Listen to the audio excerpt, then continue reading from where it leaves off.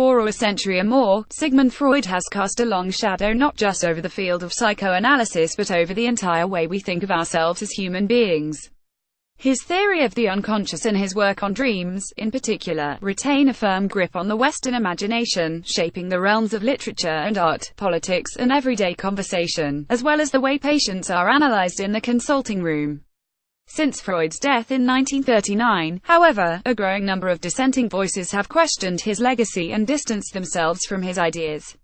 Now Freud is viewed less as a great medical scientist than as a powerful storyteller of the human mind whose texts, though lacking in empirical evidence, should be celebrated for their literary value.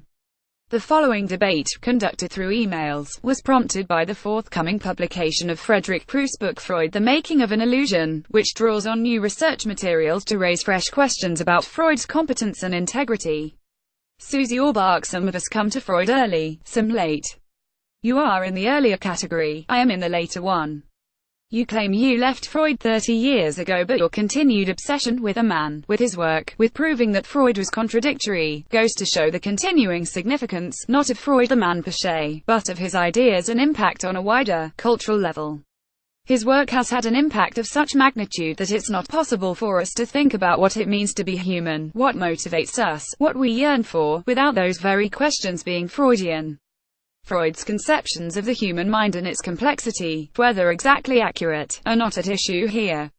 What is worth talking about is the way in which late 20th century and early 21st century culture have taken up what they have understood of his ideas. It is very easy to dismantle the specific interpretations of Freud. Every generation does, and I have done so myself. That is not to do away with Freud. Rather, it shows the strength of the edifice he created. Many aspects of public policy, from understandings of social and interpersonal violence and racism to the construction of masculinity, sexuality, gender, war, use psychoanalytic ideas not as the explanation but as an explanatory tool aiding economic and statistical understandings of why we do the things we do. Sigmund Freud at his desk in Hampstead, 1937. Photograph Everett Collection Rex feature Frederick. No one disputes the enormous extent of Freud's influence. The question before us is whether we ought, on balance, to be grateful for it. You revere Freud because he helped to make us the sages we are pleased to be, people who can't even think about what it means to be human in non-Freudian terms. But perhaps it is time now to remove those blinders and think afresh. If, as you say, psychoanalytic theory has functioned as a powerfully shaping explanatory tool, surely it matters whether Freud's explanations ever made empirical sense. If they didn't, the likelihood is considerable that he raised false hopes, unfairly distributed shame and blame, retarded fruitful research and education, and caused patients' time and money to be needlessly squandered. Indeed, all of those effects have been amply documented.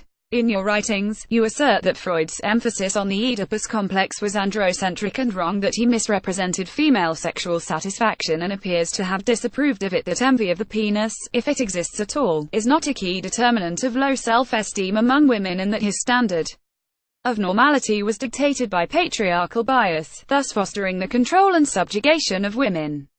There is nothing formulaic about the conversation in the consulting room. It's a space of exploration. Susie Orbach: this list, which could be readily expanded, constitutes an indictment not only of harmful conclusions but also of the arbitrary, cavalier method by which they were reached.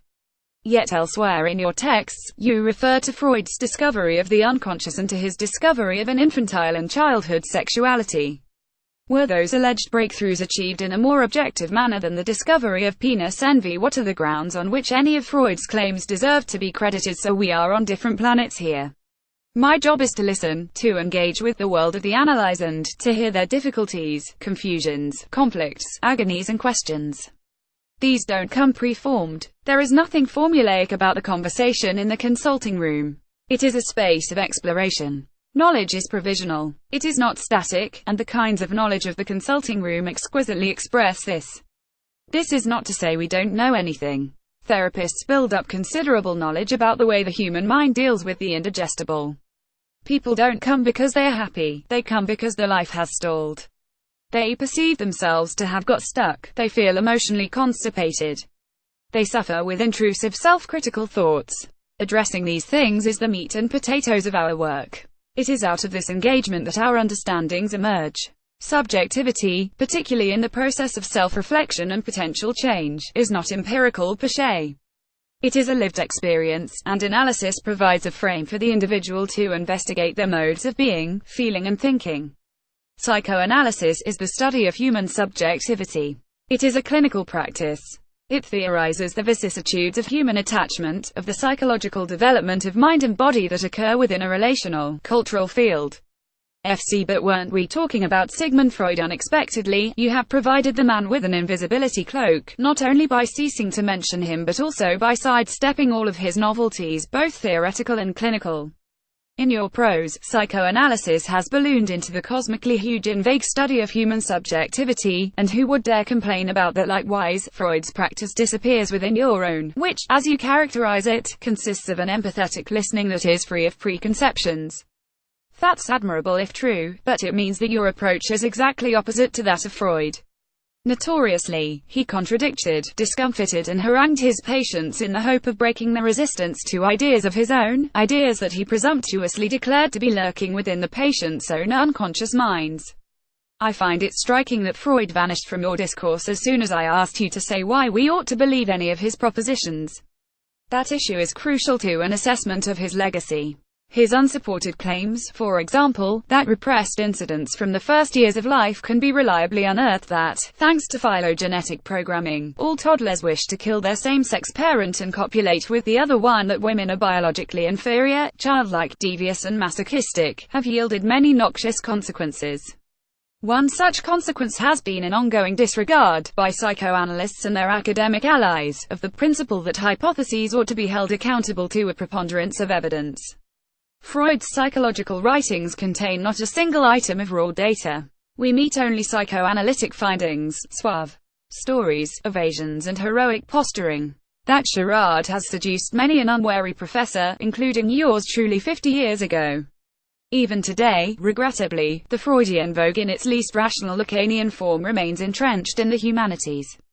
Freud, though not on hand to defend himself, has a lot to answer for. What can you enter on the other side of the ledger? So here's what I see as our difficulty. You want the world to see Freud as a scoundrel and a bully, and you want me to repeat my own difficulties with his specific interpretations of unconscious processes. I'm not a throw the baby out with the bathwater type. Just as Newtonian physics has been superseded and Darwin was not the only person working on evolution, physicists and biologists don't need to trash their predecessor in order to move the field along. The 1950s was a terrible time for psychoanalysis. It turned ideological and was used to send women back to the home after the social changes of the Second World War. That's why the infusion of 70s feminism was so critical to psychoanalysis reinvigoration and rethinking. Out of that has grown a more nuanced understanding of early attachment and how its impact is elaborated, of the complicated feelings and identities children have towards their parents, of the way in which mothers are not simply the failing objects of their children but are women struggling with their own legacies and subjectivity, of the fragility of masculinity.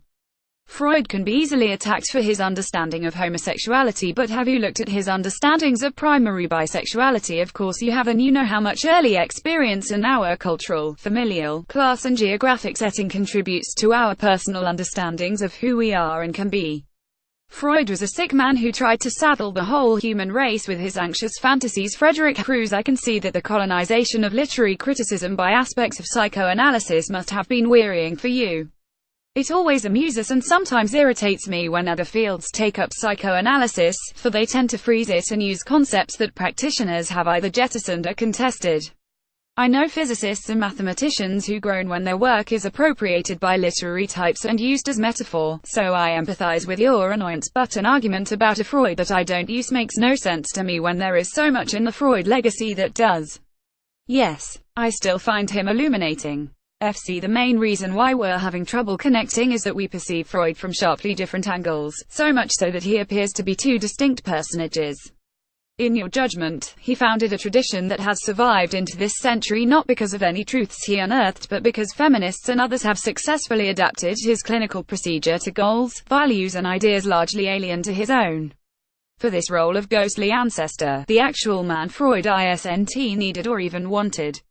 But the historical Freud is the one whose legacy we are supposed to be debating. Did he tell the truth about his achievements? Were his methods ever trustworthy? And what effects have his dogmas wrought not just on therapy but also on social attitudes, psychological research, academic discourse and public health? Beginning around 1970, independent scholars such as Henriette Ellenberger, Frank Cioffi, and Paul Roazhon began to chip away at the legendary Freud, who had been canonized in the 1950s by Anna Freud, Ernest Jones, and others. The process has continued to this day. Freud, we now know, regularly lied about his breakthroughs, double-crossed benefactors, and slandered his rivals, and through ad hoc tinkering with a dubious theory, he created a great jumble of conflicting notions, bordering at times on mysticism. Until fairly recently, the psychoanalytic community put up a united front against all such Freud bashing. Now, occasionally, we see Freud accurately depicted as a peremptory, undisciplined and power-hungry speculator, or, as he put it himself in a letter that his daughter suppressed, as not at all a man of science, not an observer, not an experimenter, not a thinker but just a headlong conquistador. Some honest Freudians even grant that Freud was a sick man who tried to saddle the whole human race with his anxious fantasies.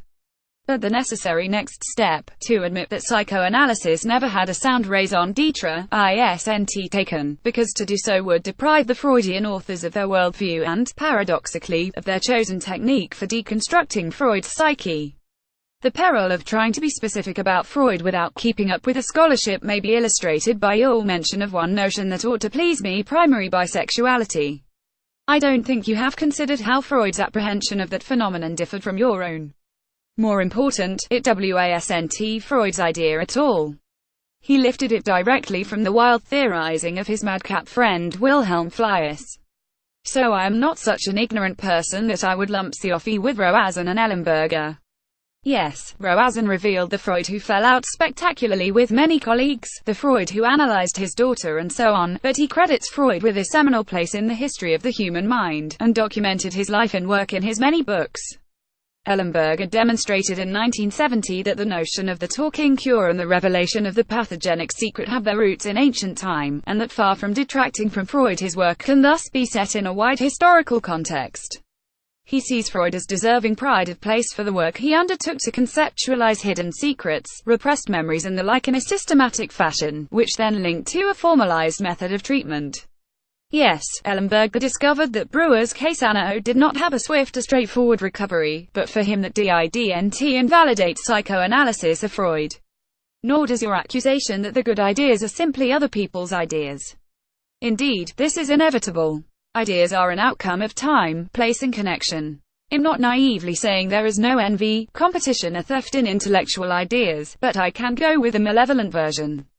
Freud himself might have wryly remarked that it is the job of the next generations to dismantle the work of the father, the progenitor, and yet for the work to still stand. And so it does. The listening talking cure is alive and well and growing. Thanks, Susie, for your part in a civil dialogue. Not surprisingly, we haven't changed each other's minds. I hope, though, that some readers will have grasped why such differences are inevitable. So long as Freud is prized as an iconic leader who lent his blessing to one's own therapeutic tradition, he is bound to remain at least partly veiled in myth. The Freud who lived and breathed was by no means the progenitor of empathetic talk therapy. A better candidate for that honor would be the Swiss Paul Dubois, who addressed himself not to his patients' supposed infantile memories or to their hothouse transference, but to their here and now insecurity within their life situations. If Dubois remains in outer darkness today, it isn't because he failed. All varieties of cognitive treatment are indebted to him, but because Freud bested him in the art of unrelenting gamesmanship and self-promotion. Henry Ellenberger was no admirer of Freud's. He regarded him as having stolen major credit from Pierre Janet. As Paul Roazhon wrote, the theme of plagiarism can be found almost everywhere one turns in Freud's career. This was a question not of occasional borrowing, and still less of openly shared endeavor, but of chronic dishonesty and the malicious sabotage of others' reputations. Without such behavior on Freud's part, he might be as unknown today as the meritorious Paul Dubois. Frederick Freud, The Making of an Illusion is published by Profile Books, on the 31st of August, £30. Susie Orbach's latest book, In Therapy, is published by Profile Books, £8.99. To order Proust's book for £25.50, click here. To order orbachs for £7.64, click here or call 0330 333 6846. Free UK PP over £10, online orders only. Phone orders min PP of £1.99.